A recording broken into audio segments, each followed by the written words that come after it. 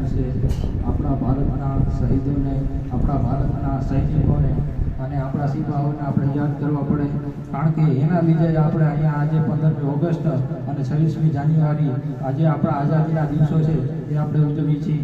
એટલા માટે રાષ્ટ્રીય શાયર ઝવેરચંદ મેઘાણીએ એક અદ્ભુત કાવ્ય લખ્યું છે કે જ્યારે સીમાડે સૈનિકો જ્યારે શહીદ થતા હોય ત્યારે એ જગ્યાએ એની કોઈ લાશ લેવા વાળું પણ ત્યાં હોતું નથી, એવી પરિસ્થિતિ હોય છે। એટલે ઝવેરચંદ મેઘાણીએ આ કાવ્ય લખ્યું છે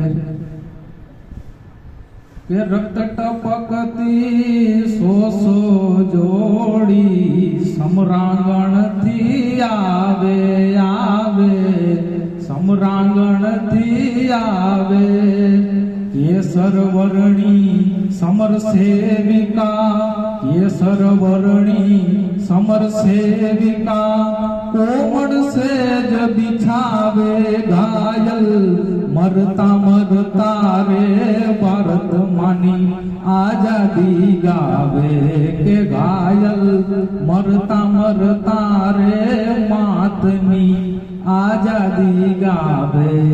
કોની માતા કોની બનીતા, ભગીની ટોળે વળતી વળતી, ભગીની ટોળે વળતી, સોણિત ભીના પતિ સુતવીરની, સોણિત ભીના પતિ સુતવીરની, રણસૈયા પર રડતી મુખથી ખમા ખમા કરતી, માથે કર મીઠો ધરતી, કે મુખથી ખમા ખમા કરતી, માથે કર મીઠો ધરતી।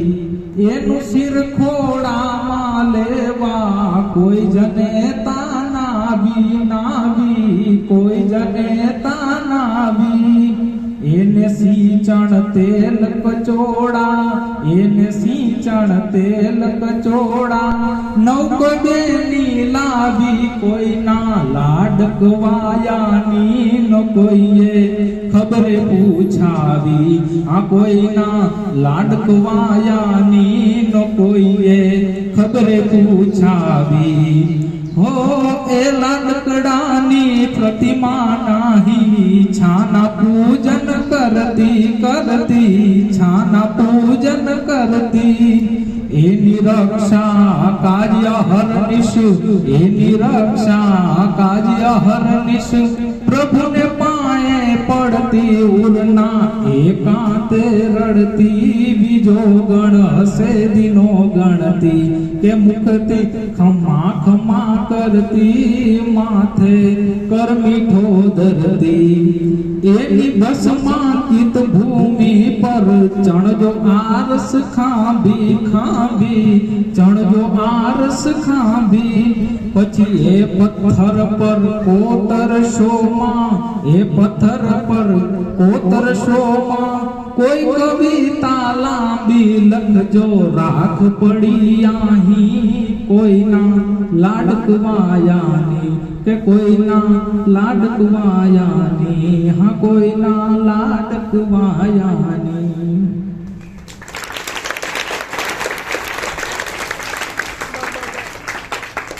ખૂબ સરસ।